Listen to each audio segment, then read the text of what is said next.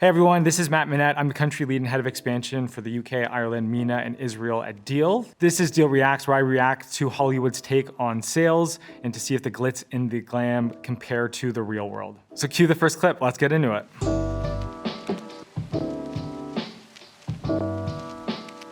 Okay, let's get into these videos. I'm excited. There you go. I can sell anything. That's the attitude. You can sell anything. Sell me this pen right classic here. You can sell me the anything, Sell pen. that. Go ahead. Sell me that pen. Can I finish eating first? I need tonight. You can tell he's not a sales guy. Typically, you know, you jump at that opportunity. Watch. Go on. Let me sell this pen. That's my boy right there. This pen. Sell anything. Why'd you do me a favor? Why'd you name down that napkin for me? I don't have a pen. Exactly. Supply and demand, my friend. If only it was that easy. So that's real. That is a real tactic. Shout out to True Green Lawn Care in Cambridge, Ontario. It was my first actual sales interview where I met with the sales manager, and the first thing they said to me is, sell me this pen. But it doesn't quite happen like that, right? Like, that is a clear, defined, like, supply and demand tactic, but it's really difficult to ultimately sell something without having Q&A and understanding what the requirements are. So typically, if you're gonna do that, you're gonna judge the person on the questions that they actually ask in order to properly articulate the value that the pen provides. You know, what's your favorite color? Oh, it's blue. Well, this is a blue pen. How do you hold your pen? Oh, well, this actually has a grip, so it's comfortable on your hands. Here, why don't you go ahead and try it and write something down? How does that feel? Right? Those are the kind of things that you go ahead and actually introduce to see whether or not the person understands the questioning bit in order to properly articulate the value that your thing, your solution, your product actually provides. But this is real. Hello, John. How you doing today? You mailed in my company a postcard a few weeks back requesting information on penny stocks that had huge upside potential Building familiarity, that's good. with very little downside risk. Does that ring a bell?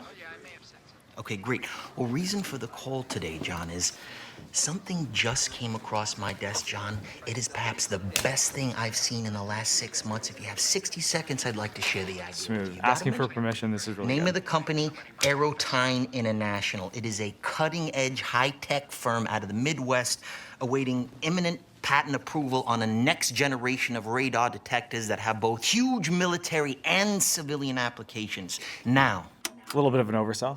I want to stay away from that. your profit on a mere $6,000 investment would be upwards of $60,000. Jesus, that's my mortgage, man. Exactly, you could pay off your mortgage. This stock will pay off my house. John, one thing I can promise you, even in this market, is that I never ask my clients to judge me on my winners. I ask them to judge me on my losers because I have so few. So some of this is actually pretty bang on. Some of these techniques you would be trained at most SaaS companies today, specifically when you're making a cold call. Obviously, building familiarity, you don't want to just go ahead and call someone and just drop your name for the first time. So you're probably going to have something that they've seen, whether it be an email, a LinkedIn message that they're familiar with, and you're going to go ahead and drop your name or the company you work for, and it's probably going to spark something in them that they remember you by. And what I like about this clip is he asked for the time and asked for the permission in order to actually tell him why he's calling. More often than not, salespeople just start talking. Person typically checks out and they're not actually listening to what you're saying. So he's asked, got him on the hook, telling him that he only needs 60 seconds of his time to go ahead and deliver the message. So yeah, it's pretty bang on. I'd say the other stuff is a little bit of an oversell, obviously, as we can tell. You know, Jordan Belfort, a little bit of a dodgy dealer, so to speak, but the sales technique, the tactic, how smooth he was, I've seen that time and time again. You're probably not going to go ahead and open up a call and do a booking or close a deal on that initial call. There's probably going to be quite a few steps and follow-ups. But yes, I'd say this is accurate in terms of the opening, just not the closing part of it.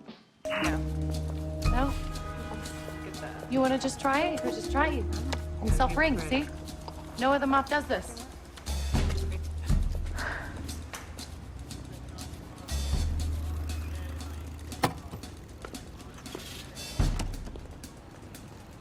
Oh, she's got the kid involved.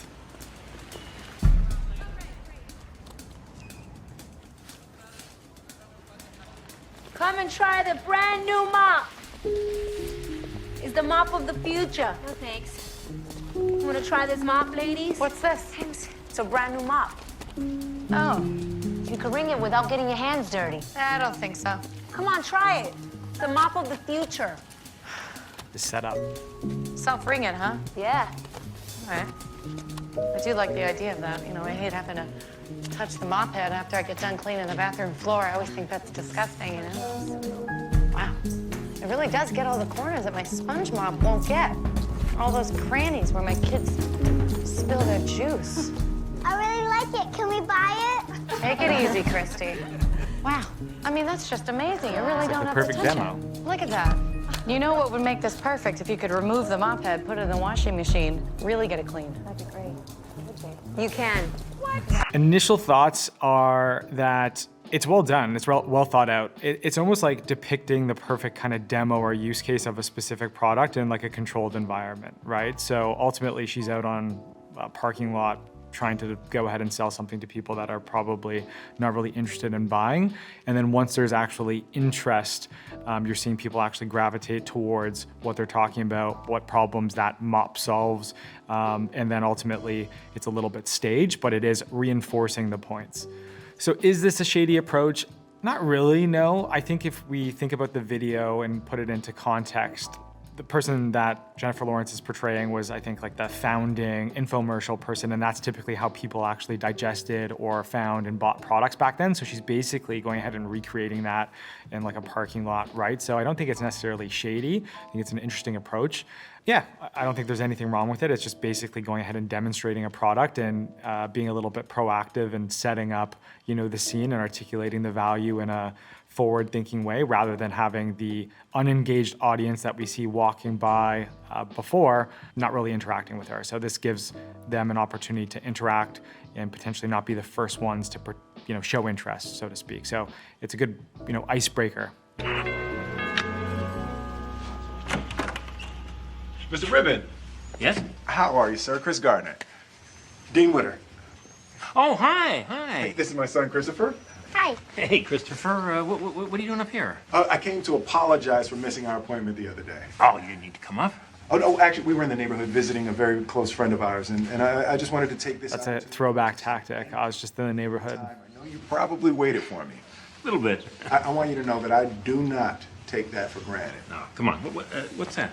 Oh, this an Osteo-National Bone Density Scanner. Oh. A company I bought into prior to going to work at Witter. I have a meeting after the game. You guys are going to the game? Oh, yeah. Possibly. Possibly. Yeah, we're going too. I'm taking my son Tim, my 12-year-old. We were just leaving. Building rapport. Listen, we'll get out good. of the way. Again, thank you very much, and I'm sorry about the other day, and I hope that we can reschedule for later this week. You got it. Thank you very much, sir. Right. You take care. Here, come on. Say bye-bye, Chris. Bye. Bye, Christopher. Hey, you guys want to come with us? So I think this is somewhat realistic. So in this, Will Smith clearly has done his research on this individual. It sounds like he's made a mistake and missed a meeting and ultimately goes to the individual's house. It makes it sound like he was in the area, so not to like overplay the importance of the interaction, and then ultimately dropping that he's potentially going to the game, so he must know that the other individual is ultimately a fan, so trying to go ahead and build rapport and basically align to a similar interest. So I think it's a great way to ultimately go ahead and make yourself seem a little bit more human, approachable. You're a person, you're not trying to go ahead and sell something. At the end of the day, people like people that are similar to them. They typically buy from people that are similar to them. So I think it's a really good way for Will Smith to ultimately show that he is just like this other individual. But if I remember correctly, I think he's pretty down on his luck. This individual is driving a convertible. So it's ultimately going ahead and setting himself up to seem a little more human and a little more likable. Do I think anything was over dramatized in this? Not necessarily. I think it's, you know, a common interaction. Obviously, today you would probably pick up the phone and call the individual, but back then, obviously, you know, they don't have tools to go ahead and find cell phone numbers. So going to the individual's house, introducing himself as to why, you know, he wasn't there, I think is probably a little bit more common or acceptable back then. If you did it to me today, I'd probably not answer my door and think it's absolutely super weird. But back then, I guess pretty acceptable and common practice, but who knows? Classic ABC. B, C. A, always be closing, baby. C, closing. Always be closing. Always be closing. AIDA. Attention, interest, decision, action. Attention. Do I have your attention? Interest. Are you interested? I know you are. I haven't seen this movie in forever. You close or you hit the bricks. Decision. Have you made your decision for Christ? An action. AIDA. Get out there. You got the prospects coming in. You think they came in to get out of the rain? A guy don't walk on the lot lest he wants to buy.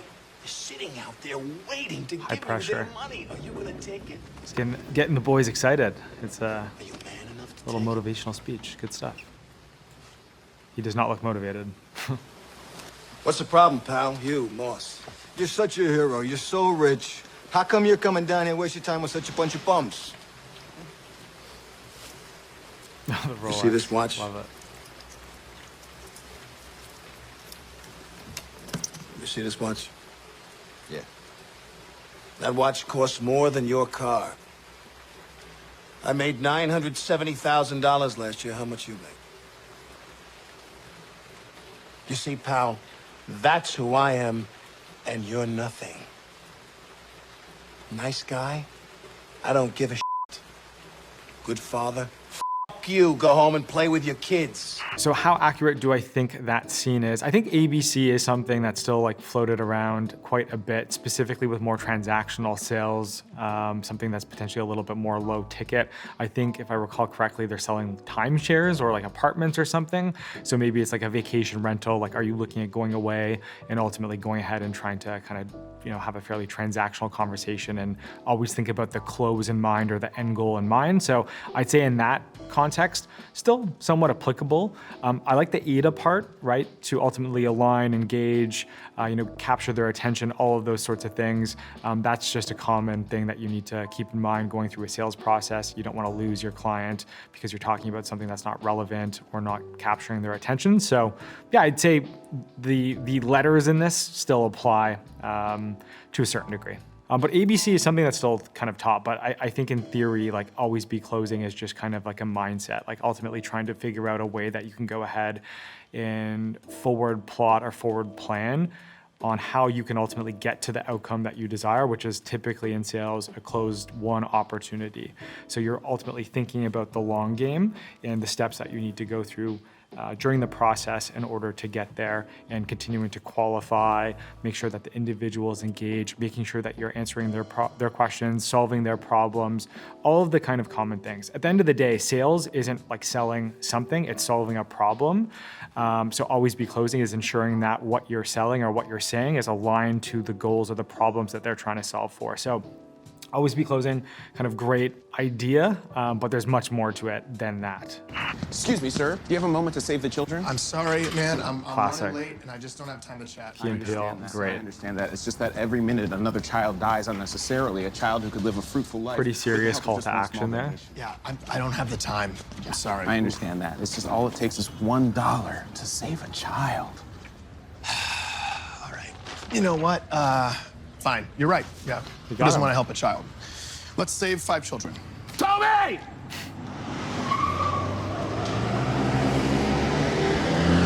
Where is this going?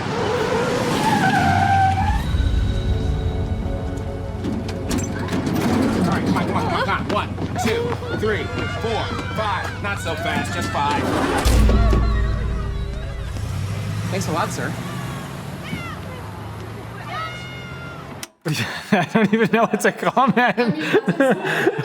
Yeah, I think that was a very interesting sales tactic. Ultimately, I think the opening, asking if he cared about, you know, children, probably is going to go ahead and get, you know, the attention. But I think that's probably the only realistic part of it. I'm sure we've been walking down the street before and someone being like, "Hey, do you have a moment to save the children, save the dogs?"